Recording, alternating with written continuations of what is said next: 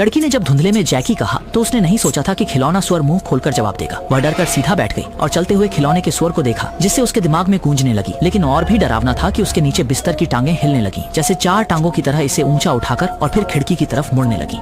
लड़की डर के मारे चिल्लाई कि बिस्तर रुक जाए, लेकिन बड़ा बिस्तर बेपरवाह होकर सीधे खिड़की से बाहर निकल गया और बिस्तर के पैर अनंत तक बढ़ सकते थे और लड़की को सीधे ऊंची इमारत से बाहर ले गए। जैसे ही वह चौराहे पर पहुंची, आती जाती गाड़ियों को देखकर लड़की ने बड़े बिस्तर को रोकना चाहा, लेकिन बड़ा बिस्तर अपनी मर्जी से सीधा सड़क पार कर गया, बिना आने जाने वाले वाहनों को प्रभावित किए। थोड़ी ही देर में बड़ा बिस्तर लड़की को लेकर बंदरगाह पहुंच गया और फिर सीधे समुद्र में कूद पड़ा। इस समय चारों बिस्तर की टांगें नाव के चप्पुओं की तरह पानी में लगातार चल रही थी और चारों ओर मछलियों का झुंड उछल रहा था। जल्दी ही लड़की ने एक लाइट हाउस देखा। ये जगह उसे अच्छी तरह से पता थी, क्योंकि यह वही जगह थी जहाँ वह और उसके पापा पहले रहते थे।